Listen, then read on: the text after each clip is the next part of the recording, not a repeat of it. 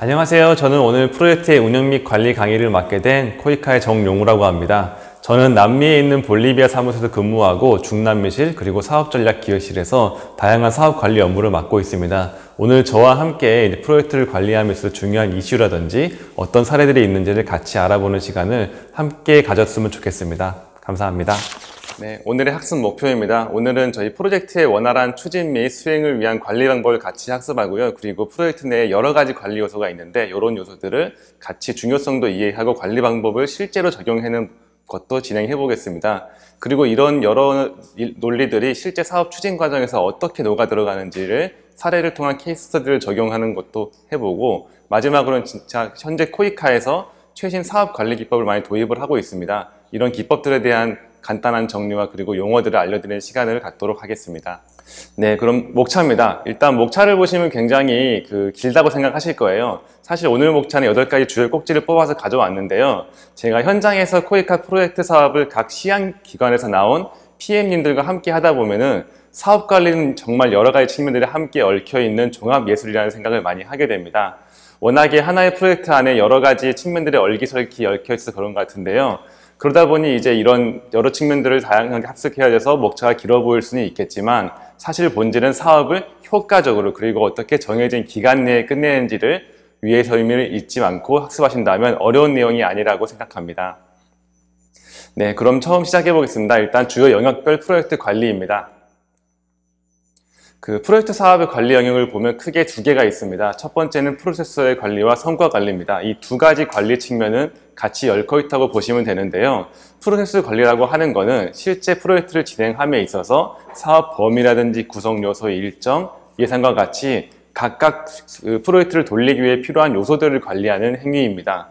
그리고 이러한 프로세스 관리들이 잘 일어나게 된다고 하면 실제 프로젝트가 제한된 기간 내 예산을 투입해서 달성하고자 하는 목표인 아웃컴을 어떻게 관리하는지, 이런 관리 측면에 대해서 성과 관리를 하는 성과 관리 영역이 같이 있겠습니다. 오늘 강의를 들으시는 분들은 사실 PM도 있으실 거고, 아니면 실제 필드에서 활동하시게 되는 필드 매니저인 FM, 그리고 사업 관리자도 있으실 텐데, 오늘은 사업을 총괄하시게 되는 PM님이라고 가정을 하고 프로젝트 매니저의 역할에서 사업을 관리하는 것에 대해서 생각을 해보도록 하겠습니다. 그러면 저희 프로젝트 강의에 앞서서 실제 코이카 프로젝트가 어떤 여건에서 진행이 되는지를 알아보는 게 좋겠는데요. 실제 코이카 프로젝트는 첫 번째, 개독의 불리한 여건 속에서도 주어진 기한 내에 사업을 수행해야 된다는 어려움이 있습니다. 이게 굉장히 정석적이고 쉬운 말처럼 보이나 굉장히 어려웠던 측면이, 첫 번째는 현지의 명확한 규정이나 제도에 대한 자료가 불충분하다는 겁니다. 일례로 저희가 건축을 하게 될 때 우리나라라고 하면은 이 건축물 안에 제한된 건폐율이 얼마인지, 주차장 규모가 얼마인지가 정리된 자료들을 쭉 찾아볼 수가 있을 텐데, 실제 개발도상국에서 업무를 하시다 보면은 우리나라 언어와 다른, 그리고 영어도 아닌 다른 제3국의 언어로 규정이 되어 있는 경우가 많이 있고, 심지어 이런 규정들조차도 세부 사항에 대해서 정리해 놓지 않는 바람에 설계나 승인에 많은 혼선이 빚어지기도 합니다. 그리고 현지 관계 기관 또한 저희의 제도에 대해서 잘 알지 못합니다. 일례로 제가 지금 PPT 안에 MRS 2년 제도라는 말을 써놓았는데요. 코이카 사업을 비롯한 정부의 예산, 우리 정부의 예산은 모두 실제 사업이 수행되기 2년 전부터 준비를 하는 MRS 2년 프로세스를 밟고 있습니다. 하지만 현지 관계기관 측에서는 이러한 저희의 타임라인과 제도들에 대해서 충분히 인지를 하지 못하여 서로 간의 혼선이 빚어지는 경우가 많이 있습니다. 그리고 다음으로는 개도국의 관료주의를 꼽을 수 있겠습니다. 실제 개도국들의 법률이라든지 아니면 제도를 살펴보면 생각보다 잘 정비되어 있다라는 느낌을 받을 수가 있는데요. 이는 이제 대부분 식민지 시절에 식민 행위를 했던 국가들에서 제도나 법규들을 많이 이식해 왔기 때문에 그렇습니다. 그러나 실제 이렇게 잘 정비된 제도들이 운영하게 되는 공무원들의 역량이 부족하거나 아니면 공무원들의 수가 턱없이 부족한 바람에 행정 절차가 너무 복잡해지고 기간이 과도하게 소요되는 점이 있겠습니다. 이러다 보니까 한국 방식과 현지 방식이 너무 차이가 나게 되고요. 마지막으로는 이제 원조 피로라고 하죠. 선진국으로부터 원조를 받는 것에 너무 익숙하다 보니 개발도상국 공무원 본인들에게 직접적인 이익이 가지 않는다고 하면 협조가 미진한 경우도 있고, 그리고 또 다른 나라들, 특히 일본이나 미국처럼 원조 규모가 매우 큰 나라들에 비해서 우리나라의 원조가 작다 보니 한국 OD의 비교 우위를 확보해서 나아가야 되는 측면이 있겠습니다. 저희가 해외에서 프로젝트 사업을 하다 보면은 가장 비교가 많이 되는 측면은 코이카의 사업과 다른 민간이 진출하는 민간의 해외 사업일 겁니다. 그래서 이 두 가지 사업들을 간략하게 비교하는 표를 만들어 보았는데요. 코이카 사업으로 놓고 본다고 하면은 코이카 사업과 기타 해외 사업과 가장 큰 차이는 수익이라는 측면이 있겠습니다. 아무래도 민간 부문에서 진출하시려고 보면은 실제 수익이 얼마나 나는지, 그리고 투입 대비 효과성이 있는지를 많이 바라보게 되는데, 코이카의 사업은 수익보다는 아무래도 공공성 측면을 많이 바라보게 됩니다. 그러다 보니 이제 코이카의 사업 같은 경우는 단순한 수익보다 우리나라와 수원국 간의 협력 관계를 강화를 하고, 그리고 무상으로 제공을 하면 파트너 관계를 증진하는 데 목적을 두고 있습니다.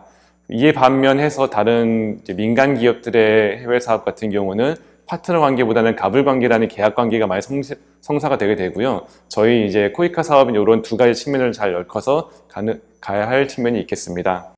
네, 다음입니다. 그래서 프로젝트 운영 및 관리에서 저희가 알아봐야 될 사항이, 실제 이제 코이카에서는 이런 사업들을 발굴을 할 때 각 협력국들의 수요를 기반으로 해서 사업을 발굴한다는 측면입니다. 그리고 이렇게 발굴된 사업들은 저희가 앞서 설명드렸던 M-2년 제도를 통해서 코이카가 사업을 기획을 하고 정부, 즉 기재부와 국회 쪽에서 승인을 받은 걸 가지고 저희가 예산을 받아오게 되면은 이런 실제 예산을 갖고 저희가 국가계약법에 의거한 경쟁 입찰을 통해서 사업자를 선정을 하게 됩니다. 또 특이한 점이 코이카의 사업은 발주자와 사용자가 다른 영역이라는 겁니다. 이 말이 무엇이냐면, 다른 사업 같은 경우에 실제로 이제 이 사업을 통해서 얻고자 하는 효과를 사용하는 사용자가 사업을 발주를 하게 되는데, 저희는 사용자 같은 측면은 실제 개발소상의 국민이나 공무원이지만 저희 코이카가 그분들을 대신해서 발주를 하게 된 역할을 맡게 됩니다. 그리고 하나의 프로젝트 안에는 여러 가지 용역들이 포함될 수 있습니다. 일례로 하나의 병원 역량 강화 사업이라고 한다고 하면 건축 용역, 그리고 기자재 용역, 병원 관리 인력, 역량 강화 용역이 같이 섞인 이런 다수의 영역들이 하나의 프로젝트를 향해 달려갈 수 있겠습니다. 그렇기 때문에 이 수행기관들은 이 프로젝트를 큰 그림에서 보시고, 프로젝트가 누구를 위한 것이고 또 누구에 의한 것이고 언제 하는 것이고 또 결과가 어떤 게 나와야 하는지를 명확히 인지하실 필요가 있겠습니다.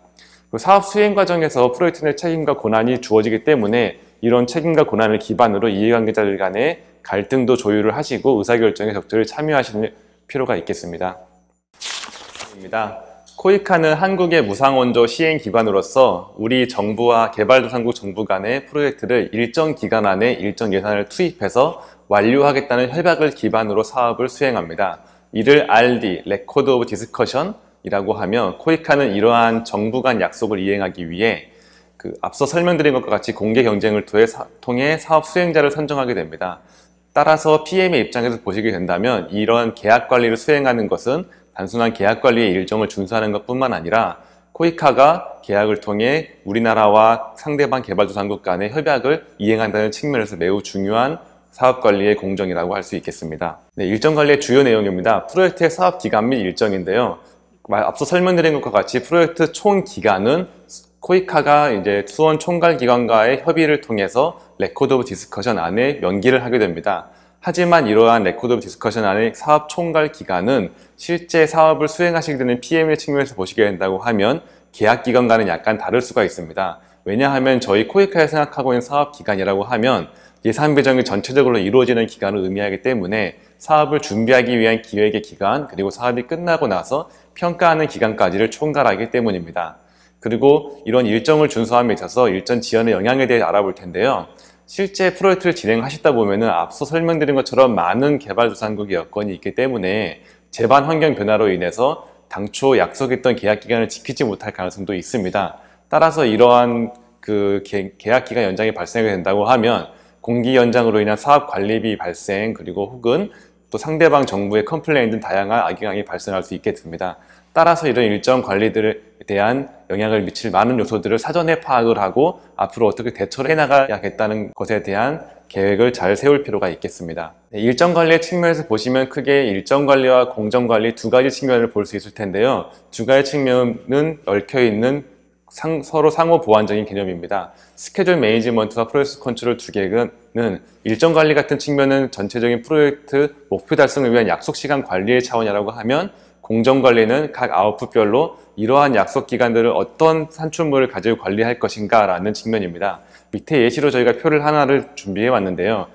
실제 사례를 들었을 때 어떤 연수를 준비하겠다고 하면 연수를 준비하기 위한 영문이나 국문 연수 계획서는 공정관리의 차원에 들어가게 될 것이고, 이러한 공정을 언제까지 제출하겠다라는 측면은 일정관리로 보실 수 있겠습니다. 이런 공정관리와 일정관리는 프로젝트의 목적 완수를 위해서는 반드시 동시에 고려되어야 할 필요가 있습니다. 일정관리의 측면에서 각 수행기관들은 용역 업무를 시작하는 단계에서 사업수행계획서라는 서류를 제출하시게 되는데요. 이 사업수행계획서는 코이카와 수행기관 간의 계약서의 붙임 파일로 첨부되게 됩니다. 이때 수행기관들께서는 이러한 일정관리를 어떻게 나갈 것이다 앞으로, 그리고 일정관리는 어떤 타임라인으로 진행된다를 간트 차트를 사용하셔서 일정관리에 대한 내용을 작성해서 제출하시는 게 저희 계약문서에 포함이 될 예정입니다. 그리고 수행기관들께서 이런 일정관리에 따라서 기간별, 계약별로 약간 다르긴 합니다만은 보통은 월간이나 분기별, 연간으로 정기보고를 통해서 코이카와 일정 및 공정관리에 대해서 공유를 해주실 필요가 있고요. 코이카는 이제 이러한 계약 체결할 때 강제사항을 부여하기 위해서 이행보증증권을 통해 일정관리 조항을 명시화하고 있습니다. 따라서 이제 수용기관이 어떤 일정관리에 대해서 변경 요청을 하시거나 아니면 외부 환경 등으로 인해서 불가피한 변경 사유가 발생하신다고 하면 계약관리에 문제가 없게 하기 위해서라도 사전에 저희 코이카와 소통을 하시고 앞으로 어떤 일정이 왜 어떠한 사유로 변경될 것이다 라는 내용을 서로 간에 소통해서 문서로 남길 필요가 있겠습니다.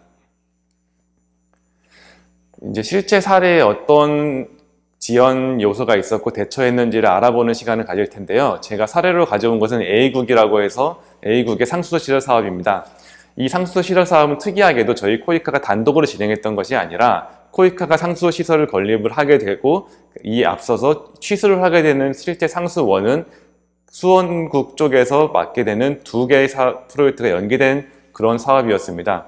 이러다 보니까 저희 이제 코이카가 사업을 잘 한다고 할지라도 실제 취소를 해야 되는 수원의 파트가 마무리되지 않는다고 하면 그 전체적인 사업의 프로젝트가 완성되지 않을 수밖에 없는 위험이 있었습니다. 실제 저희가 우려했던 것처럼 저희 쪽은 잘 사업이 진행됐었지만 상대방 쪽은 잘 진행이 안 돼서 전체 사업 기간이 약간 연장된 사례가 있었고요. 이 사례를 저희가 오늘 그 사례를 가져와 봤습니다. 네, 이제 제가 도표로 보여드리고 있는 곳이 그 실제 사업을 하게 된 연계된 이제 사업 도면인데요. 보시는 것처럼 1단계는 수원국에서 시행하게 되는 취수 및 저류지입니다. 200만 불 규모로 이제 댐을 짓고 물을 가두는 곳인데, 저희 2단계는 코이카가 시행을 하면서 정수장 건설하고 이제 이런 정수장을 어떻게 나온 물들을 수원국의 주민들에게 배분하게 되는 역할을 맡게 되었습니다. 이렇게 두 가지 사업이 같이 묶여서 3년 정도 안에 끝내야 되는 사업이었었는데, 실제 사업을 진행하다 보니 수원국 쪽에 사업을 담당하시는 담당자가 바뀌기도 하고 정치 상황으로 인해서 약간 시장 교체라든지 아니면 상대방 예산 승인의 지연 등에 따라 많은 사업 지연이 있었습니다. 그럼 이런 상황에서 PM의 입장으로 가면 어떻게 이런 상황을 대처를 해야 할까요? 네. 첫 번째는 가장 간단하게 이런 사업들의 일정 관리에 대해서 가급적 많은 이해관계자들을 끌어들여서 같이 사업을 관리하는 공동사업위원회를 설립하는 것입니다. 이 당시에도 사실 이 사업으로 인해 가장 수혜를 많이 받게 되는 주민분들을 공동사업위원회에 같이 참여하도록 하여 PM이 직접 수원국 주민들 그리고 시장, 중앙부처의 수자원 공무원들과 함께 이 사업 일정들에 대해서 공유를 하고 문제를 어떻게 해결해 나가겠다는 공동위원회를 설립해서 같이 중요한 사업들을 태클해 나가곤 했습니다.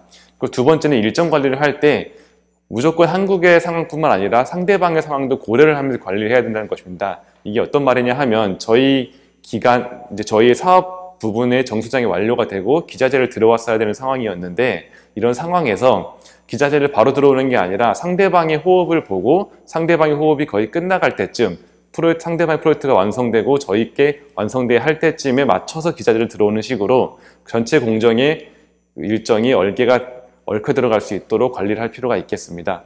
이 당시 이 사례를 가져왔던 이유가 당시 사업을 관리하셨던 PM께서 이런 점들을 많이 이해해 주셨고, 이런 PM님들의 역할로 사업이 전체적으로 잘 완성된 케이스라고 생각되어 사례를 가져오게 되었습니다. 다음으로 가져오게 된 사업은 이제 B국에 있던 계량 표준 사업인데요.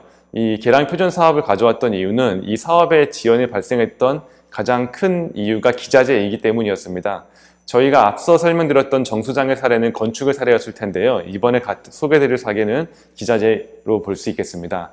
이 계량 표준 사업의 경우에는 이제 비국의 계량 표준, 즉 1m를 계량함에 있어서 표준이 얼마인지 아니면 1리터를 계량함에 있어서 표준이 얼마인지와 같은 시험 연구소의 역량을 강화시켜주는 사업이었는데요. 이때 이제 이 사업을 관리함에 있어서 가장 어려웠던 점은 연수나 아니면은 실제 리모델링이 아니라 기자재였습니다. 왜냐하면 이러한 계량 표준 기자재 같은 경우에는 여러 가지 방사선 물질도 있을 수 있고, 그리고 실제 미국이나 영국이나 한국, 일본 등 다양한 국가에서 기자재 발송이 이루어지다 보니까 저희가 이제 이런 기자재 일정을 어떻게 맞춰야 되는지 위험을 사전에 예방을 하고 관리해야 될 필요가 있기 때문이었습니다. 그 당시에 이제 발생했던 사례가 결국 이제 저희가 개발도상국 쪽으로 많은 기자재들을 같이 보낸다고 할지라도 현지 세관 쪽에서 실제 통관에 지연되는 기간이 굉장히 오래 걸리기 때문에 문제가 발생했습니다. 당시 이제 PM과 저희가 현장에 나가 있었는데 저희가 사업을 관리했던 방식은 마찬가지로 이제 사업관리위원회를 구성을 해서 수원국 쪽과 이런 일정들에 대해 공유를 하고, 이 일정이 공유됨에 따라서 실제 통관에 지연되는 기간이 오래 걸리게 된다고 하면 이 기간에 따라서 많은 손해도 발생을 하고, 그리고 프로젝트 기간 전반적으로 지연될 수밖에 없다는 상황을 상대방에도 공유를 하고 이제 상대방 주민들에까지 공유를 함으로써 저희의 통관을 위한 시간을 단축시킬 수가 있었고요. 그리고 이런 통관 지연에 따라서 결국은 저희 코이카 입장에서 보면 많은 행정적 그리고 예산적 부담이 발생을 합니다. 그래서 저희가 이제 이런 실제 통관에 지연되는 기간을 예측을 하고 이 예측된 기간에 따른 지연 비용들을 계산을 해서 이런 소요 예산들을 사전에 확보를 하고 빨리 대처를 할 수 있도록 하는 대응 계획을 세울 수가 있었습니다. 따라서 이렇게 이제 기자재 사업이 수반된 경우에는 사전에 이제 PM의 입장에서 본다고 하면 기자재 보관 장소라든지 아니면 기자재 통관에 제한되는 시간을 사전에 예측을 하고 소음국 그리고 코이카와 공유를 함으로써 다양한 위험에 대해서 사전에 대응을 할 필요가 있겠습니다. 네, 다음으로 사업비 관리 및 정산입니다. 코이카 프로젝트의 사업비는 수원기관과의 합의를 통해서 확정되어서 협의 의사록이 명기된 사업비를 총예산이라고 합니다. 이제 이런 총예산은 단연간 예산을 포함하는 건데 실제 이제 코이카와 한국의 예산 회계 시스템은 단년도 시스템입니다. 이 말은 저희가 5년간 사업을 300만 불을 받았다고 하면 매년 써야 되는 금액은 300만 불을 n분의 1 혹은 각 상황별로 쪼갠 금액이라는 의미입니다. 때문에 사업기간에 걸쳐서 해당 사업을 적정한 예산을 매년 배정받게 되고요. 사업 추진 과정에서 사업 용역 범위를 조정하거나 입찰 잔액 등을 활용해서 과부정이 발생할 수도 있는 상황을 전용 등을 통해서 관리를 하고 있습니다. 그리고 만일 사업비가 부족해서 총 사업비의 증액이 필요한 경우에는 외교부 장관 승인 등을 통해서 추가로 절차를 밟아야 되는 상황입니다. 또한 이제 코이카 사업비 관리의 중요성 혹은 특이점 중에 하나가 아무래도 정부 예산을 통해 사용하는 사업들이다 보니 보는 눈이 많다는 겁니다. 감사원이나 국회 그리고 여러 회계 법인을 통해서 감사나 정산을 받게 되고요. 따라서 이제 민간 사업에 비해서 더욱더 조밀하게 바라볼 필요가 있겠습니다. 저희가 이제 아무리 사업비를 예측을 잘 한다고 할지라도 결국은 개발도상국의 많은 상황 때문에 사업비들이 바뀌는 상황이 많을 텐데요. 주로 이제 어떤 원인 때문에 바뀌는지를 알아보도록 하겠습니다. 첫 번째는 제한된 정보입니다. 저희가 이제 기획조사를 나가거나 예비조사를 나가는 시점이 보통은 N-2년 사이클 때문에 실제 사업이 수행되기 2년 전에 나가게 되는데요. 2년 전 사업 수행 2년 전 당시에는 알지 못했던 정보들이 많이 있을 것이고, 또한 이제 워낙 짧은 시간 내에 많은 정보들을 습득하다 보니 놓치는 정보가 있을 수도 있습니다. 따라서 이제 이러한 제한된 정보 때문에 예산 산출이 틀어지는 경우가 많이 있겠습니다. 두 번째로는 일정 지연이라든지 외부 환경 변화로 인한 물가 상승을 볼 수 있겠습니다. 저희가 이제 앞서 설명드린 것과 같이 코이카의 사업이 단연도 사업이다 보니 실제 사업을 수행하는 기간 중에도 많은 물가 상승 혹은 외부 환경 변화가 발생할 수 있습니다. 예를 들어 이제 이번 저희가 건축 사업을 5년간 진행한다고 하면은 중간에 유가 변동 혹은 이제 기자재 변동 등에 따라서 실제 건축에 투입되는 장비들의 물가가 바뀔 수도 있고요. 또한 이제 다양한 상황으로 인해서 그 수원국의 물가 자체가 많이 흔들리는 경우가 발생할 수도 있겠습니다. 마지막도 연계된 것처럼 수원국의 불안정한 물가라고 써놨는데 이 물가가 앞서 설명드린 것과 같이 연계되기도 하고, 또한 이제 환율 측면을 환율 측면을 들 수가 있겠는데요. 이제 수원국 쪽에서는 보통은 이제 고정 환율, 변동 환율 중에 변동 환율제를 많이 사용을 하는 개발도상국이 많이 있습니다. 이런 변동 환율제에서 가장 취약한 특징이 본 개발도상국의 경제가 튼실하지 못하다고 하면 외부 환경에 많은 충격을 받게 되는데요. 아무래도 선진국에 비해서 취약한 경제 환경을 가진 개발도상국이 많다 보니 환율 변동에 대한 리스크가 많이 크다고 볼 수가 있겠습니다. 네, 이에 대한 대처 방안입니다. 첫 번째는 이제 어떤 특정 항목의 예산이 늘어나게 된다고 하면 사업 요소 간의 예산 배분을 조정을 해서 전체 사업비는 유지를 한 상태로 그 총 사업비 내에서 목적을 달성할 수 있도록 하는 전용 행위입니다. 두 번째는 총 사업비 증액을 볼 수 있겠는데요. 이건 정말 어려운 케이스라고 볼 수 있겠습니다. 저희가 약속한 금액이 상대방 정부에 약속한 것뿐만 아니라 저희 정부에 약속한 것이기 또 해서 때문인데요. 저희가 만약 총 사업비를 증액하고자 한다면 결국 코이카 자체적으로 할 수 있는 것이 아니라 외교부 장관 승인 등을 통해서 외부에 충분한 이유를 설명하고 적절한 적법한 절차를 밟아서 진행을 해야 될 필요가 있겠습니다. 그리고 마지막으로는 이제 사업비 전용인데, 사업 수행 기간 중에 사안에 따라서 사업비 전용을 통해서 이러한 예산 부족 문제를 해결하는 방법이 있겠습니다. 네, 이제 코이카는 이렇게 사업을 진행함에 있어서 저희가 전부 다 모든 영수증을 체크를 하고 경비를 정산할 수 없다 보니 외부 회계법인을 용역 계약을 통해서 각 수행기관이 집행한 사업비에 대해서 집행 금액의 적정성을 검토한 후에 기성금을 지급합니다. 그리고 전문가 파견, 초청 연수, 현지 연수 등과 같이 정산을 필요로 하는 항목에 대해서는 수행기관의 집행인 정산 내역을 회계법인을 통해서 받게 되는데, 이때 이런 그 회계법인 정산 결과 보고서를 바탕으로 공정률이라든지 이제 공정률을 계산을 해서 실제 기성을 지급을 하게 됩니다.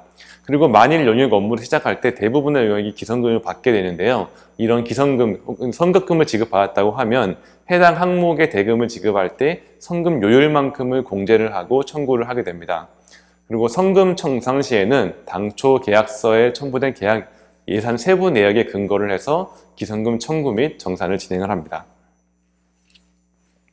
말씀드리고 싶은 점이, 저희가 이제 수행기관과 계약을 체결한다고 하면 계약을 하겠다는 예산액일 뿐이므로 전액 수금이 보장된 것이 아닙니다. 왜냐하면 저희 코이카의 과업은 물론 아웃풋 베이스로 경비를 지급하는 경우도 많이 있지만 대부분의 경우는 현지 개발도상국에 직접 가셔서 하셔야 되는 일들이 많다 보니 실제 정산을 통해서 해야 되는 숙박비라든지 항공료와 같이 정산 기반 금액이 많기 때문에 정산이 필요한 항목에 대해서는 항목별로 정산을 한 후에 지급을 할 필요가 있습니다. 그리고 규정에 부합하지 않는 지출은 저희가 사업 목적 달성에 기여했을지라도 인정받지 못합니다.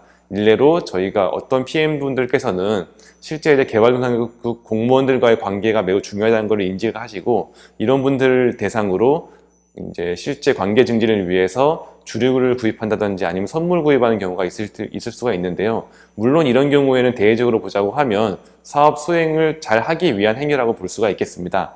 그러나 이제 저희 코이카의 규정상에서는 업무 추진비는 주류 구입을 위한 용도로 사용할 수 없기 때문에 이런 경비들은 정산을 해드릴 수가 없는 점이 있습니다. 그리고 코이카 정산 신청 시에는 반드시 이제 정산 신청하기 전에 양식은 회계법인의 양식을 맞춰서 진행을 하시고요. 실제 정산을 하기 전에는 사전에 코이카 담당자와 소통을 하신 후에 진행을 하실 필요가 있겠습니다.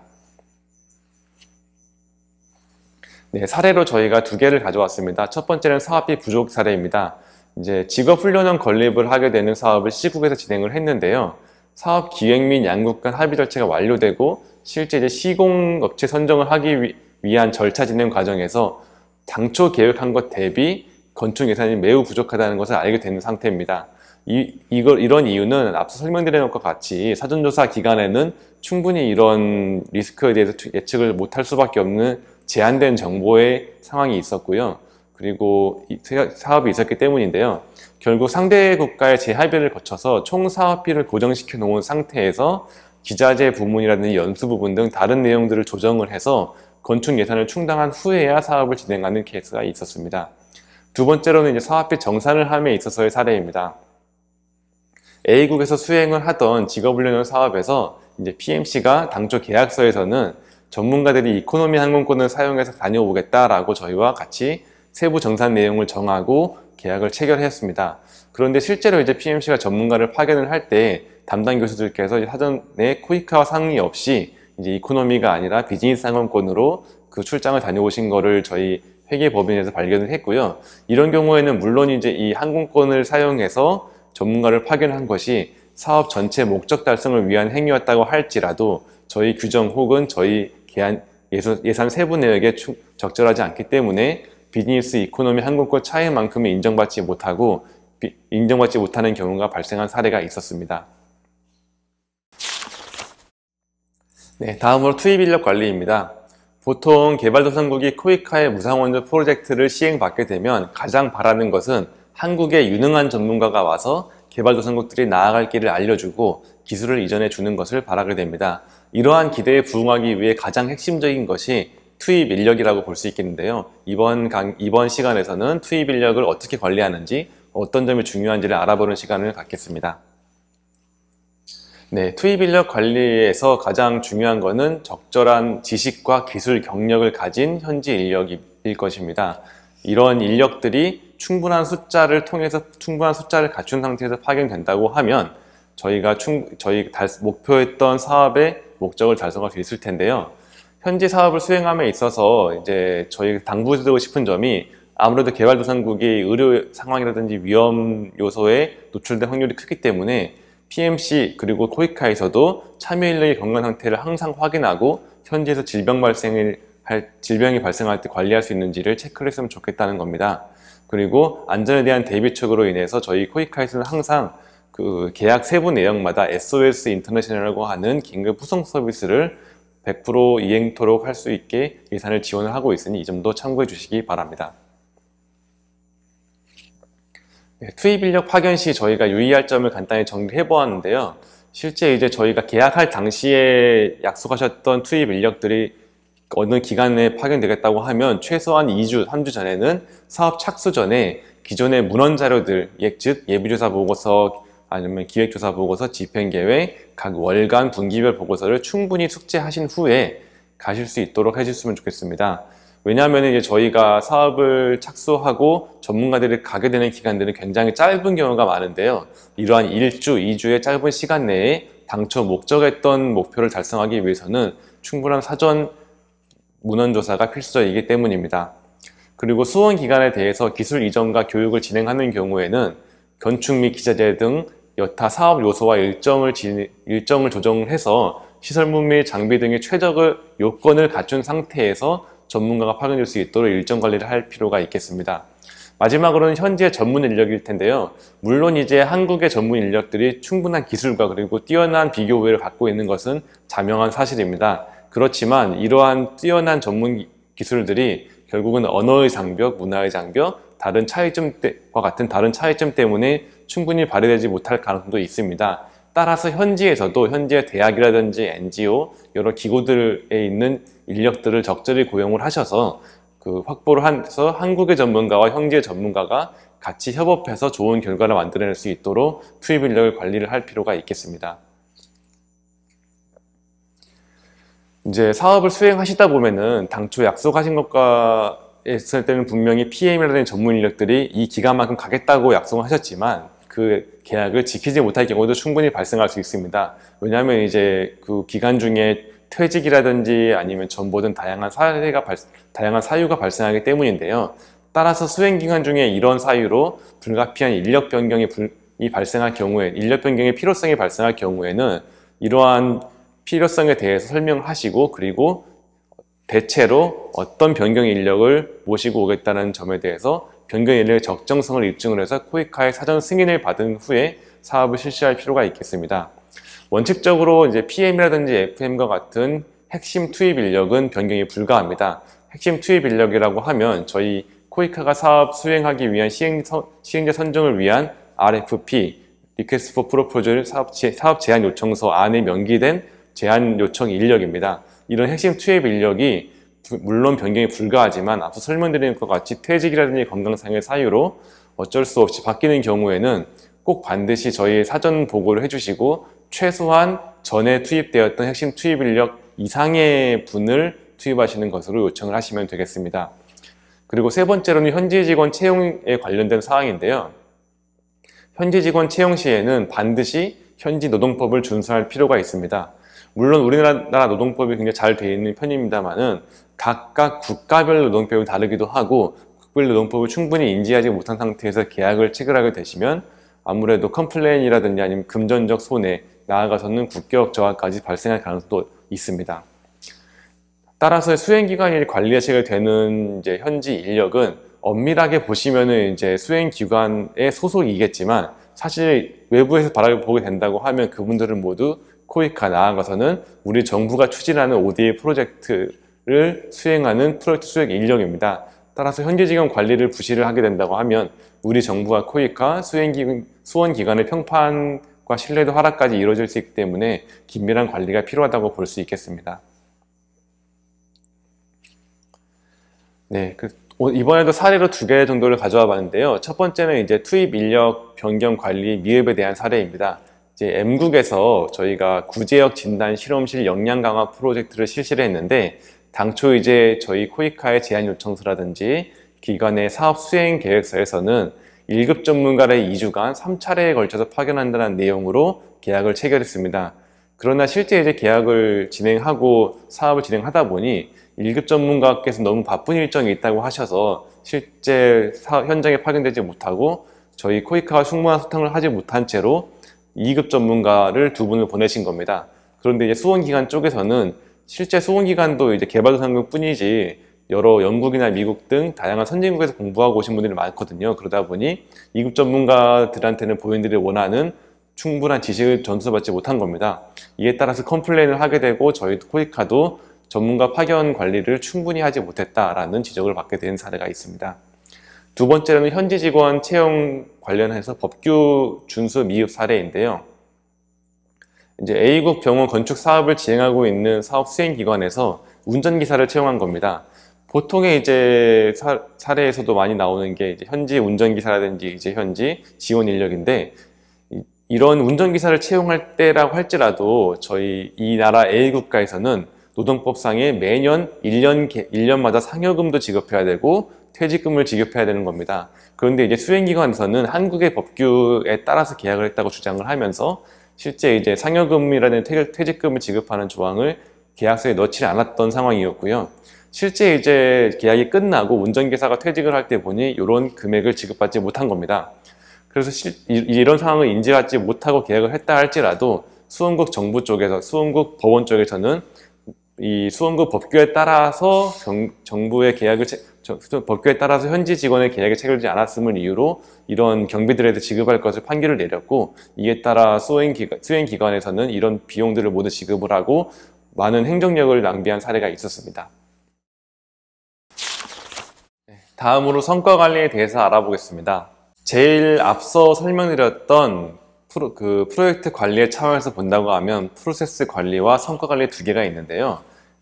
여지껏 저희가 알아봤던 일정이라든지 투입 인력 관리 이런 부분들은 프로세스 관리가 되겠습니다. 지금부터 저희가 알아보고자 하는 것은 이러한 다양한 프로젝트 구성 요소들을 관리함으로써 발생하는 성과들을 어떻게 관리해 나갈 것인지에 대한 코이카의 툴을 이해를 하고 실제 일련의 개발 목표들이 어떻게 달성되는지를 관리하는 방법들을 보도록 하겠습니다. 밑에 가져왔던 사례가 직업훈련원 지원 사업의 예인데요. 쭉 보시면은 투입물로 직업훈련 시설 및 강사를 투입을 하고 이를 위해서 액티비티로 직업훈련 교육을 실시를 합니다. 이러한 교육에 따라서 훈련생이 배출되는 3가지 절차를 프로세스 관리라고 저희가 명명을 하고요. 이 후에 나오는 결과물인 취업률 그리고 소득 증대까지를 보는 것을 성과관리 영역이라고 보시면 되겠습니다. 성과관리는 한정된 자원을 가지고 최적의 효과를 도출하기 위한 관리 방법이며 프로젝트의 목표 달성을 위해서 성과지표를 관리하고 측정 등을 하는 행위를 통칭합니다. 코이카는 통상적으로 PDM, 프로젝트 디자인 매트릭스라는 방법론을 통해서 프로젝트의 성과를 관리를 하고 있습니다. 수행기관에서는 과업 수행을 통해서 산출물을 도출하고 이를 통해서 지표 및 성과 목표의 달성에 기여를 하는 역할을 맡고 계시고요. 사업 여건 변경 등에 따라 지속적으로 PDM을 같이 업데이트를 해나갈 필요가 있습니다. 그래서 이 수행기간에서는 연차 보고서라든지 성과관리 보고서 등을 통해서 프로젝트 기간 전반에 걸쳐서 성과관리를 위한 기초자료들을 제공하는 행위들을 같이 하게 되실 것입니다. 예시로 가져온 것은 이제 PDM을 어떻게 관리하는지에 대한 예시인데요. 저희가 이제 예시에 대한 세부 내용들은 뒷장 슬라이드부터 같이 알아보도록 하겠습니다. PDM 내에 있는 용어 정리입니다. 첫 번째는 투입물입니다. 인풋이라고 영어 명칭이 되어 있는데요. 이 개념은 사업 시행을 위해서 투입하는 예산이나 인력 등 다양한 자원 등을 의미합니다. 이 안에는 사업 기간이나 예산, 수험구의 투입 자원을 기재를 하고 수험구 분담 사항이 아닌 내용의 경우에서는 투입 자원을 같이 기재하게 됩니다. 활동으로는 액티비티입니다. 개념은 사업을 통해 실제 수행하는 활동인데요. 예시로는 병원 건물 신축이라든지 교사교육 실시, 교과과정 개발 등이 되겠습니다. 다음으로 산출물입니다. 아웃풋이라고 영어 명명이 되어 있고요. 개념은 사업 활동을 통해서 직접적으로 도출할 수 있는 재화 또는 서비스로서 주로 명사의 형태입니다. 아래 작성 예시를 보시면 산출물로는 신축된 병원이라든지 아니면 신규 개발된 교과 과정의 세트, 제공된 기자재 세트 등 저희가 직관적으로 알 수 있는 명사 형태의 언어들이 많이 기재되어 있습니다. 이러한 산출물들에 대한 객관적 검증 지표는 건축 공정률이라든지 아니면 개발 건수 등 다양한 정량적 지표가 되겠습니다. 마지막으로 성과가 있는데요. 성과는 아웃컴이라고 명명을 하고 있습니다. 개념은 활동 목표 또는 산출물로 인해 발생되는 일련의 행동 변화의 상태입니다. 원칙으로는 초기, 중기 성과로 구분하지 않고 설정을 하게 되는데 1개 이상의 성과 데이터를 측정할 수 있도록 운영 기간을 고려한 사업 기간을 설정을 하게 됩니다. 단, 사업 기간 내 측정이 불가한 중장기적 성과의 경우 검증 수단 항목에 기재를 하는 필요가 있겠습니다. 다음으로 코이카가 성과 관리를 위해 어떠한 행위들을 하고 있는지를 정리해 보았습니다. 코이카는 19년도부터 프로젝트 사업의 산출물 품질 편차를 줄이고 사업 담당자 그리고 수행기관 간의 이해의 격차를 줄이기 위해서 산출물 중심 프로젝트 관리 기법을 도입하고 있습니다. 아래 표를 보시면 저희가 간단한 개념을 정리해 보았는데요. 여지껏 저희 코이카가 사업을 관리함에 있어서 가장 중점을 줬던 부분은 아무래도 인풋 부분이 아니었나 싶습니다. 저희가 계약을 맺은 기관과 얼마만큼의 투입 인력을 보내셨는지 아니면 얼마만큼의 예산을 투입했는지를 많이 관리했는데 19년부터는 이런 접근법을 바꿔서 실제 예산 투입을 통해서 어떤 산출물을 거두었는지를 바라보겠다고 하는 게 저희의 목표가 되겠습니다. 이 산출물 중심 프로젝트 관리의 주요 용어를 정리해 보았습니다. 첫 번째는 프로젝트 산출물, 프로젝트 아웃풋인데요. 이것은 성과 목표의 달성에 기여하는 최종 산출물이 되겠습니다. 코이카의 산출물 품질 기준은 저희가 두 가지 표로 매 사업마다 기재를 하고 있는데요. POD와 OD라는 단어가 되겠습니다. 이 단어는 저희 사업을 수행하시는 분들이라고 하면 한 번쯤은 꼭 알고 계셔야 할 단어라고 생각되어서 정리를 해봤고요.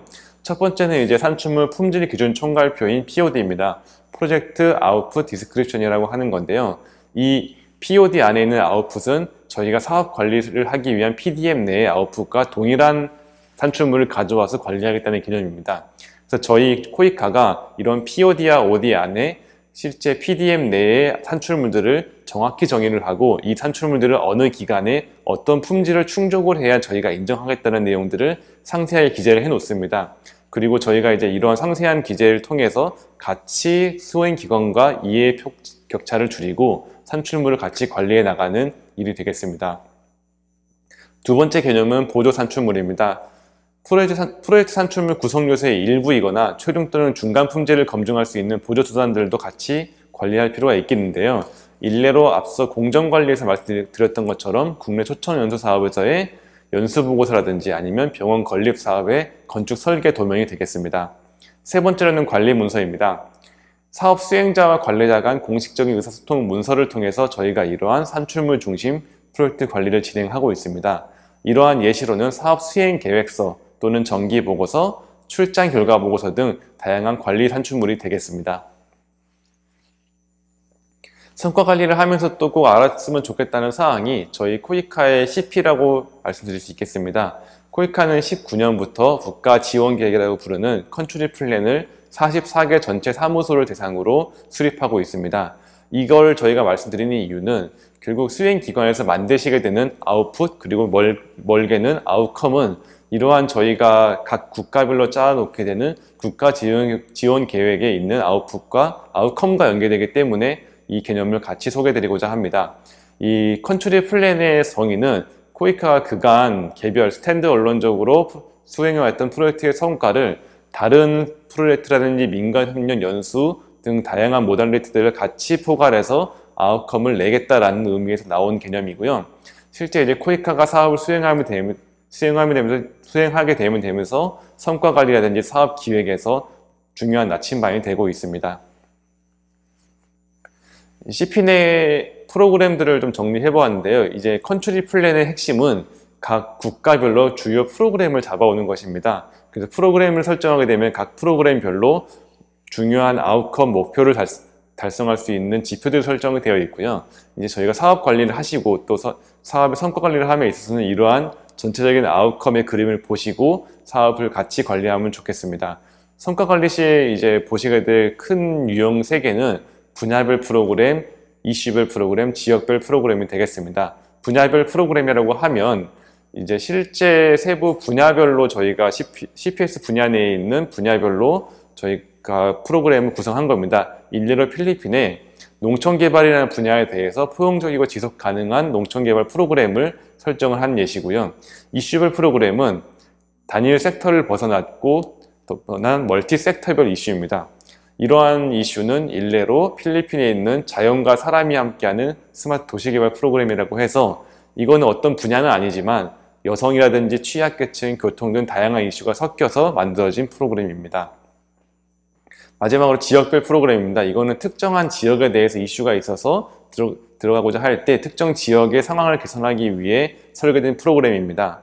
일례로 이제 계속 필리핀 예시를 들게 되는데요. 이제 평화 구축을 위한 민다나오 지역 개발 프로그램처럼 특정 지역에 있는 상황을 개선하기 위한 프로그램이 이 3번째 유형이 되겠습니다. 다음은 위험 관리에 대해서 알아보도록 하겠습니다. 코이카 사업의 경우 다양한 이해관계자 및 외부 환경들과 연관되어 있어서 사업 추진에 있어서 다양한 각종 변수들이 존재합니다. 따라서 이러한 위험으로 발전할 수 있는 이슈들에 대해서 관리를 해서 미래의 불확실성을 감소하는 행위가 매우 중요한데요. 이런 것들을 저희가 통칭하여 위험 관리라고 합니다. 불확실 요소 중에서 위험이 이슈로 발전할 가능성이 높은 사항들을 선별 관리할 필요가 있습니다. 아래 표를 보시면 제가 간단하게 4가지 절차를 준비해 왔는데요. 불확실성에 대해서 발전을 하게 되는 것을 위험이라고 정의를 하고 이런 위험들이 발생할 만한 건들을 실제 현실화되면 이슈라고 저희가 논의를 합니다. 이러한 이슈들을 저희가 사업 시행기관과 코이카 수원국과 함께 논의를 해서 결정을 해서 영향들을 최소화하는 행위들을 위험관리라고 볼 수 있겠습니다. 코이카 프로젝트형 사업의 위험을 아래와 같이 분류해 봤습니다. 크게는 외부 환경 위험, 프로그램의 위험, 그리고 기관 위험으로 볼 수가 있겠는데요. 첫 번째는 사업 환경입니다. 수원국이나 한국 그리고 기관의 상황에 따라서 여러 가지 외부 요인들이 발생함에 따른 위험들입니다. 주로 통제가 불가능한 위험들인데요. 일례로 수원국의 총선이라든지 대선과 같은 여러 가지 외부 요인이 되겠습니다. 두 번째는 규제 위반입니다. 앞서 코이카가 이제 하게 되는 많은 사업들이 현지의 제도가 정비되어 있지 않거나 아니면 현지 제도가 있는 것들이 문화적 혹은 언어적 차이로 충분히 스키되지 못하는 경우가 많다고 말씀드린 바 있습니다. 이와 같은 사항의 제한 때문에 규제를 위반할 수 있는 사례가 발생할 수 있고요. 이것들도 마찬가지로 규제 위반에 대한 위험이라고 분류할 수 있겠습니다. 두 번째로는 이제 프로그램의 위험입니다. 인력 안전과 관련해서 실제 이제 파견되신 인력들이 건강상의 위험을 받을 수도 있고, 그리고 두 번째로는 이제 수행 및 협력 주체의 역량이 요구되는 수준에 미치지 못하는 경우가 발생할 수도 있습니다. 세 번째로는 이제 자금 유동성이라든지 조달 입찰, 그리고 통관과 같은 여러 가지 로지스틱상의 문제가 발생할 수도 있습니다. 세 번째로 기관 위험인데요. 이제 신용 및 보안 관련입니다. 이 사업 관련 정보 및 자산에 대한 보안 관련 위험일 수도 있고, 그리고 보증이나 신탁 등에 대한 신용 관련 위험도 발생할 수가 있습니다. 그리고 두 번째로는 이제 사기 및 부정부패도 물론 제외할 수 없는 위험이라고 볼 수 있겠습니다. 이러한 위험들에 대해서 코이카는 국별 협력 사업에 대해서 이제 3가지 정도로 크게 쪼개서 여러 아래와 같이 세분화해서 그 요소들을 관리하고 있는데요. 이제 이러한 요소들을 구분함에 있어서 저희가 따온 기준으로 OECD에서 관리하고 있는 위험 관리 요인들입니다. 앞서 설명드린 내용과 거의 유사하고요. 이제 이런 위험들에 대해서 저희가 분류를 하고 어떻게 대응할지를 알아보도록 하겠습니다. 첫 번째는 이제 프로젝트의 목적에 어떠한 요소들이 부정적 영향을 미칠 것인가 라는 상황들을 정의를 해야 됩니다. 일례로 이제 아래 가져온 표를 보면은 예산으로 볼 때 일정 지연 시에는 용역비가 증가한다는 상황이 있을 것입니다.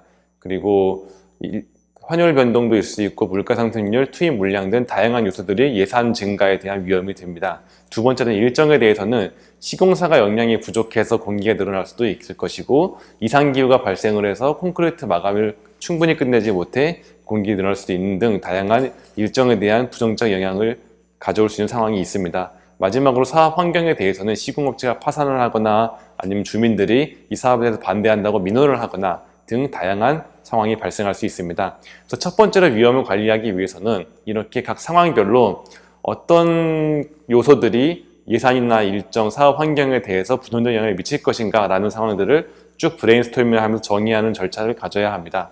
이런 정의 절차가 끝나게 된다고 하면 각 정의된 위험별로 어떠한 전략으로 이러한 위험에 대응을 할 것인지를 결정하게 됩니다. 저희가 통상적으로 쓰게 되는 대응 전략을 4가지로 정리해 봤는데요.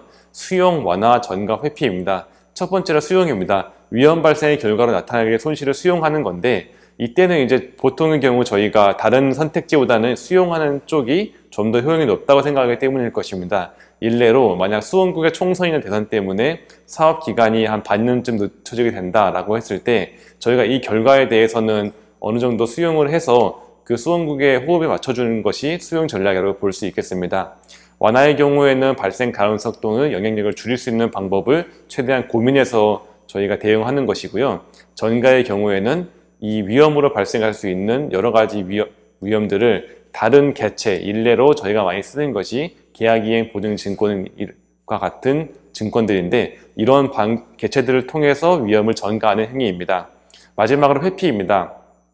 심각한 위험의 발생 가능성을 원천적으로 제거하기 위해서 위험한 활동 발생 자체를 회피하는 것입니다. 이런 경우는 사실 많지는 않지만 저희가 가능한 경우에 대해서는 이런 회피 전략을 사용하기도 합니다. 이런 위험 관리에 대한 대응 전략은 뒷 슬라이드에서 알아보도록 하겠습니다.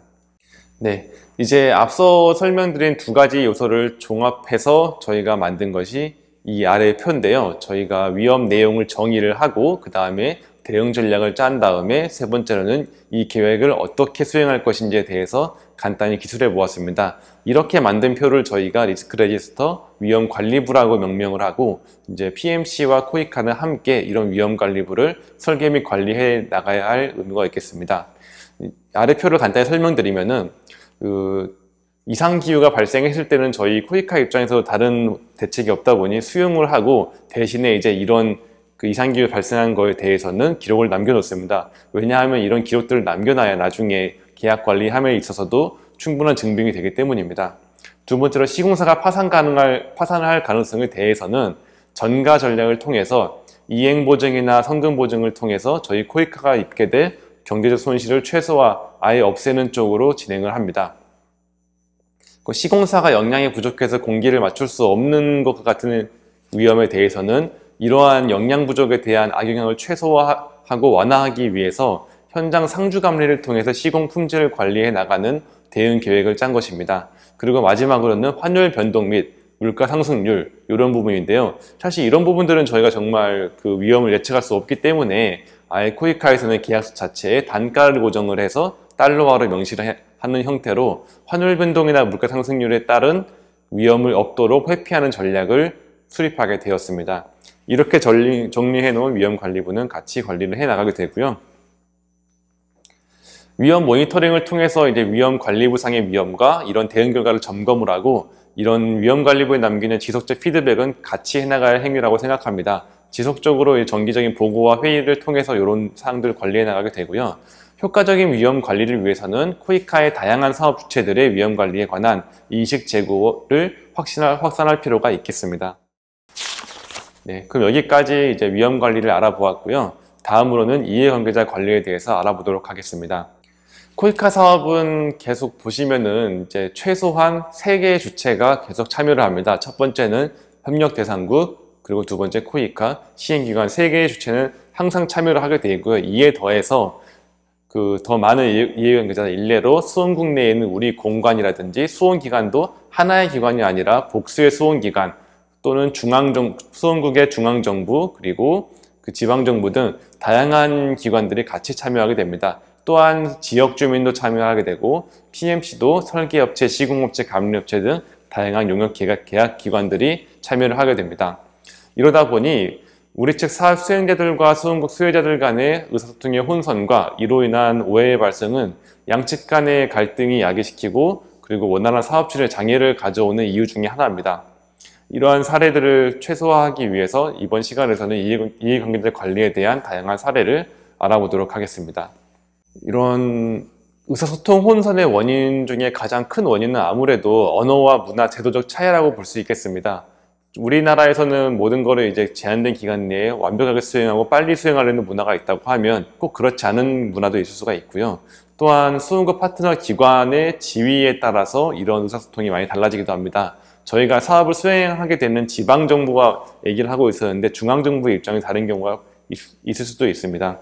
또는 이제 저희가 사업을 수행함에 있어서 1년, 2년 넘게 지속적인 네트워킹 유지하고 있었던 수원국 파트너의 기관 또는 담당자가 바뀌는 경우에도 또 의사소통이 많이 혼선이 생기는 경우가 있습니다. 그리고 수원국의 요구사항이 그 나라의 정권이라든지 상황에 따라서 바뀌는 경우도 있습니다. 따라서 이제 이에 대한 대처 방안으로는 현지 의사소통의 경로를 확실히 할 필요가 있습니다. 보통은 이제 수원기관과 코이카 현지 사무소로 일원화를 하고 주요 사항은 구두가 아닌 서한으로 공식적으로 소통을 함으로써 모든 사람이 같은 인식을 갖고 소통할 수 있도록 조치를 합니다. 그리고 양측 간의 협의의 사항에 대해서는 반드시 이제 문서화를 해서 근거를 남길 필요가 있습니다. 보통은 이제 회의를 하게 되면 1시간, 2시간 굉장히 긴 시간 동안 많이 회의를 하는데요. 이런 내용들이 정리가 안 되는 경우가 굉장히 많습니다. 또는 정리가 된다고 해도 회람을 하게 되면은 이런 말은 내가 안 했는데 혹은 나는 이런 의도로 받아들인 게 아닌데 라고 하면서 혼선이 발생하는 경우도 있습니다. 따라서 이러한 양측 간의 협의사항은 반드시 이제 미니처 미팅이라는 회의록 형태 등을 통해서 한번 회람을 하고 회의 끝난 자리에서 설명을 같이 받는 형태로 해야 혼선이 많이 피할 수 있을 거로 생각됩니다. 마지막으로는 이제 모든 수원기관이 참여하는 협의체 또는 프로젝트 스티어링 커미티 등 이해관계자들이 모이는 자리들을 공식적으로 만들어서 이러한 소통들을 원활하게 할 필요가 있겠습니다. 주로 발생하는 의사소통 혼선의 원인 및 대처 방안들을 정리했는데요. 이제 원인으로는 저희가 코이카와 사업 수행자 간 의사소통의 혼선을 들 수 있겠습니다. 이런 위험에 대해서 대처를 하기 위해서는 내실 있는 보고 체계를 확립해서 실제 이제 보고서를 통해서 각자의 이해의 폭을 줄이는 필요가 있겠습니다. 두 번째로는 이제 사업 대상지 지역 주민과의 갈등을 들 수 있겠는데요. 사업 대상지 인근에 거주하면서 이제 건축 토목공사 등 영향을 받을 수 있는 주민들은 실제 저희 코이카 사업의 공정이라든지 진행 상황에 대해 굉장히 민감합니다. 따라서 이제 이러한 지역 주민들과의 갈등을 최소화하기 위해서는 수원국 정부와 함께 이 주민들에게 저희 사업에 대해서 충분히 이제 안전이라든지 영향에 대해서 고지를 하고 민원의 소지가 있는 사업들은 포기를 하거나 아니면 민원의 소지를 해결하는 쪽으로 이해관계자를 관리해 나갈 필요가 있겠습니다. 사례로 이제 들어온 거는 정말 많은 이해관계자들이 이제 참여한 사례인데요. 읽어드리기보다는 제가 주요한 사항을 설명드리는 걸로 하겠습니다. 이제 위와 같이 이제 여러 이해관계자들이 참여하는 사업에 있어서 가장 중요한 거는 앞서 설명드린 것과 같이 이제 참여자 간의 명확한 의사소통 체계를 확립을 하고 이를 관리하고 또한 수원국과 우리 측이 합의한 사항은 반드시 공식 기록을 남겨두고 서명까지 받으셔야 사업 추진 과정에서 이해관계자 간의 불필요한 의사소통 오해를 피할 수 있을 것이라고 생각됩니다. 다음으로 보고서 및 기록 관리에 대해서 알아보도록 하겠습니다. 보고서 및 기록 관리에 있어서는 기본적으로 사업 수행 계획서상에 기재된 보고서는 적기에 최적의 품질로 제출해야 됩니다. 각 용역마다 필수로 제출해야 하는 산출물과 보고서가 다릅니다. 코이카가 물론 제안 요청서인 RFP상에 명기해두긴 하지만은 수행기간의 사업 수행 계획서에 따라서 일정이나 종류가 약간 상이하므로 각 계약 특성에 따라서 관리를 하시면 되겠습니다. 참고로 2017년부터 코이카는 연간 성과 점검을 위해서 연차 점검 보고서라는 제도를 도입하고 있습니다. 이 연차 점검에 따라서 코이카 담당자분들께서는 각자 이제 맡으신 시행기관에 이러한 연차 점검 보고서를 요청할 수 있으니 작성에 많은 협조를 부탁드리겠습니다. 그리고 이제 코이카 사업이 아무래도 ODA 사업이다 보니까 대외 인지도 제고라든지 효과성 홍보를 위해서는 착수 단계부터 다양한 사진 혹은 영상 자료들이 쭉 모여 있는 것이 좋습니다. 따라서 프로젝트 착수 시점부터 해당 사업의 변천사에 대해서 가급적이면 많은 정보를 남기시고 향후 프로젝트의 추진 경과와 성과에 대해서 자료로서 활용할 수 있으면 좋겠습니다. 보고서 및 기록 관리에 대해서는 물론 이제 기본적인 내용이지만은 다시 한번 짚고 넘어가자는 취지에서 저희가 간단하게 주요 사항들을 정리해 보았는데요.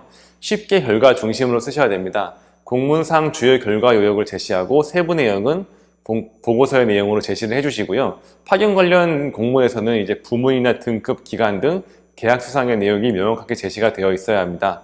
그리고 개체나 양정 등 기술 용어 대신에 이해하기 쉬운 용어를 풀어서 사용해 주시고요. 연수 협의 대신에 연수 일정, 자격 등 구체적인 협의 조사 결과 및 PMC 검토 의견이 잘 나타날 수 있도록 제시해 주시면 좋겠습니다. 그리고 이제 사진을 넣으실 때는 해상도를 좀 줄여서 넣거나 아니면 사진 제외 버전을 동시에 송부해서 실제 이제 인터넷이 느린 곳에서도 충분히 볼 수 있도록 조치해 주시고요. 자료 입수 같은 경우는 충분히 호환이 가능한 버전이 DOC라든지 HWP 등 파일로 요청을 드립니다. 각종 제출 기한에 대해서는 계약서 요청을 보시고 이렇게 정상 기준이나 계약서 등을 미리 확인을 해서 같이 영수증을 내실 때 이런 보고서들이 같이 제출될 수 있도록 조치해 주시면 감사하겠습니다.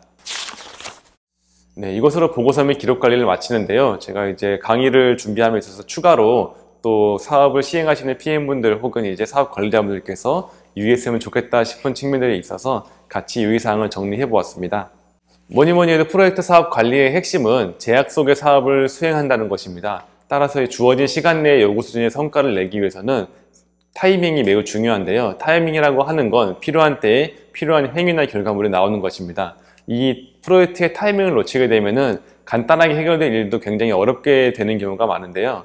이렇게 되면 결국 악순환의 궤도에 진입되게 됩니다. 왜냐하면 저희 코이카 사업 관리자들도 통상 이제 여러 개의 사업을 관리하다 보니 타이밍을 놓치게 되는 경우도 발생할 수 있을 텐데 이런 경우를 피하기 위해서라도 사업 관리를 같이 해주시는 관리자분들께서도 이런 타이밍에 대해서 같이 인지해 주시고 철저하게 준비해 주시면 좋겠습니다. 이제 수원국 관계자와 협의 시에 유의할 사항들인데요. 물론 다 잘 하시겠지만 다시 한번 낮은 자세로 상대방을 존중하는 자세를 가질 필요가 있습니다. 그리고 아무래도 언어가 상대방도 그렇고 저희도 그렇고 원활하지 않을 수 있기 때문에 시각자료 또는 사전 준비된 프레젠테이션 활용이 매우 효과적입니다. 꼭 협의를 가시기 전에는 이런 자료들을 잘 정리하시고요. 그리고 수원국의 요구사항에 대해서는 치밀한 응대를 하실 필요가 있습니다. 그리고 우리 측 방침이 결정되게 되면 반드시 협상 대상자에게 명확히 전달을 하고 사업 추진 방향에 대한 이견이 발생할 때는 이 해결을 미루지 말고 타이밍에 맞춰서 적당한 시간에 해결할 필요가 있겠습니다. 기타 이제 사업을 수행하시면서 반드시 이제 코이카 사업은 이제 단순한 계약이 아니라 코이카가 한국 정부를 대신하여 정부 대 정부의 사업으로 추진된다는 점을 인지하셨으면 좋겠습니다. 이런 점들을 기관뿐만 아니라 소속 전문가분들께도 반드시 철저하게 교육을 해주시고요. 그리고 이제 현지 공간이라든지 사무소 또는 수원기관과 개별적으로 접촉하신 사항들은 반드시 저희 쪽에 보고를 하셔서 저희가 이제 외부 홍보라든지 아니면은 실제 사업 기관 협의, 부처 대 부처 협의를 할 때 이런 점들을 인지를 하고 협의될 수 있도록 조치해 주시면 감사하겠습니다. 그리고 주요 결정 사항들은 반드시 코이카와 사전 협의를 하고 보고하는 것이 좋습니다. 본부 코이카 담당 부서들에서는 이제 현장에 있는 수원구 코이카 사무소와 관리를 같이 하게 되는데요. 인력 투입 변경이라든지 영역비 전용, 일자 조정 등 당초 영역 계약에서 변경 사항이 발생해서 코이카 사전 승인이 필요한 경우에는 이러한 지역부서와 본부 지역부서와 수원구 코이카 사무소 양자를 전부 다 참조를 하셔서 의사소통하시는 게 좋을 거로 생각됩니다. 그리고 각종 보고서 및 공문 양식은 코이카의 사전 검토를 득해서 확정 후에 활용을 해주시고요. 사업비는 명확한 기준과 근거 하에 집행 및 정산을 하고 불명확한 부분에 대해서는 반드시 코이카와 같이 한번 더 확인하는 절차가 필요하겠습니다. 이제 부문별 사업 시행업체 관리 감독도 물론 중요합니다. 일단 PMC가 되시게 되면은 만일 여러 사업 요소 중에서 다양한 사업 시행자가 있을 겁니다. 기자재 공급업체라든지 아니면 감리업체, 엔지니어링 업체가 있는데 이러한 1차적 관리 책임은 자문업체가 되지만 실제 이제 용역업체 간에 발생하는 다양한 문제들에 대한 책임은 코이카가 지기 때문에 이러한 다양한 문제들에 대해서는 반드시 코이카 쪽에 이렇게 보고를 해주시고요. 필요시에 이제 저희가 용역 계약서상에 명시되어 있지 않은 기술 자문 업무를 간간히 요청드릴 때도 있습니다. 왜냐하면 저희 용역 계약서상에 다 표시를 못했거나 혹은 용역 계약 당시에 발생하지 않을 위험도 있기 때문인데요. 이런 경우에는 가능한 범위 내에서 많이 협조해 주시기 바랍니다. 마지막으로 프로젝트의 대외적 홍보를 위한 성과 거래하는 방안을 저희와 함께 항상 고민해 주셨으면 좋겠습니다. 저희가 인력 변경, 예산 변경 등 다양한 변경 요청 사항이 발생하게 된다고 하면 당연히 타당한 사유를 제시를 해 주셔야 되고요. 만약에 이게 저희 상황이 아니라 수원기관 쪽에서 변경을 요청하는 경우가 있다고 하면 현지 사무소 혹은 공간에 기관장 명의의 공고를 발송해서 접수를 할 수 있도록 안내해 주시면 좋겠습니다. 사실 일정 지연이 이제 많이 발생하는 게 다반사입니다. 따라서 이제 협력대상국의 약속에만 기대를 하지 말고 미리 대응 계획을 수립해서 좀 더 적극적으로 유연하게 대처할 필요가 있고요. 조사나 착공이나 준공 등 주요 계기에서는 코이카 그리고 한국 정부를 대신해서 대외 이미지를 제고하고 홍보 강화할 수 있도록 저희 혹은 공관과 긴밀하게 협의할 필요가 있겠습니다. 수강생 여러분들 오늘 장시간 동안 고생 많으셨습니다. 실제 이제 현장에서 사업을 수행하시는 데 있어서 이제 단순한 계약 관리가 아닌 한국을 대표해서 사업을 수행한다는 것을 잊지 마시고 오늘 배운 이론과 사례들을 현장에서 많이 적용할 수 있으면 좋겠습니다. 감사합니다.